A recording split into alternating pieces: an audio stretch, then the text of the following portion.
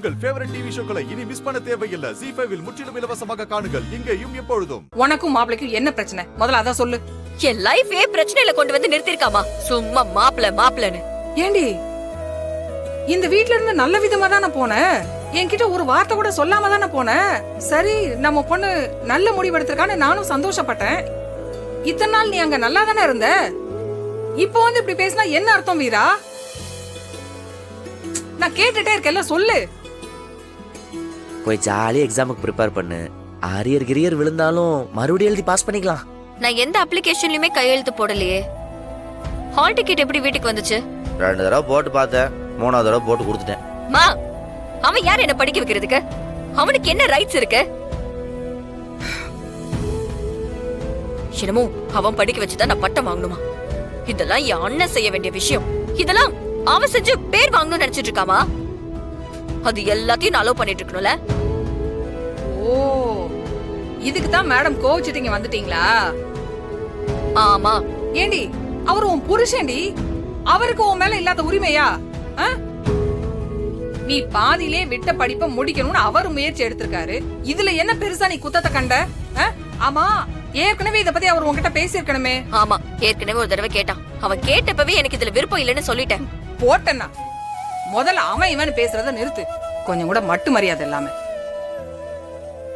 அதான் மாமா ஏற்கனவே சொல்லிருக்காருல்லக்கா, நீ வேண்டான்னு சொன்னது உன் தப்பு. அதனாலதான் அவரே ரிஸ்க் எடுத்து இத அப்ளை பண்ணிருக்காரு. நீ அவரை பாராட்டணும்க்கா, சந்தோஷப்படணும். அத விட்டுட்டு அவர்கிட்ட போய் கோச்சிக்கிட்டு இங்க வந்திருக்க.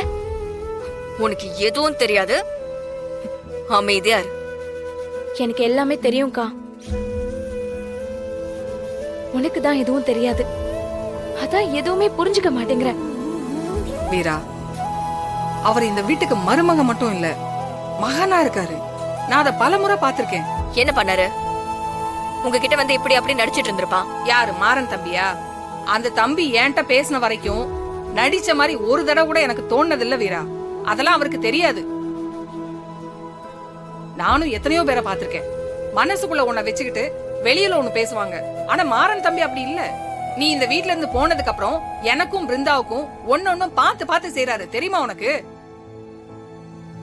அவர் இந்த வீட்டோட மருமகனா இல்லாம ஒரு மகனா இருக்காரு. அவரை போய் இப்படி தப்பா புரிஞ்சுட்டு கோச்சிட்டு வந்திருக்க. மா, அதெல்லாம் உங்களை ஏமாத்துறதுக்காக அவன் போடுற நாடகமா? நாடகமா? அவருக்கு நம்ம கிட்ட நாடகம் போட்டு என்னடி ஆக போகுது? மாறன் தம்பிய தப்பா புரிஞ்சுட்டு நீ உன் வாழ்க்கைய கோட்டை விட்டுறாத வீரா, அவ்வளவுதான் சொல்லுவேன். உன் இடத்துல இருக்கிற யாரும் இப்படி ஒரு முட்டாள்தனமான முடிவு எடுக்க மாட்டாங்க. உன்னெல்லாம் என்ன சொல்றதுன்னே தெரியல. மா ப்ளீஸ் மா, உன் புராணத்தை நிறுத்து.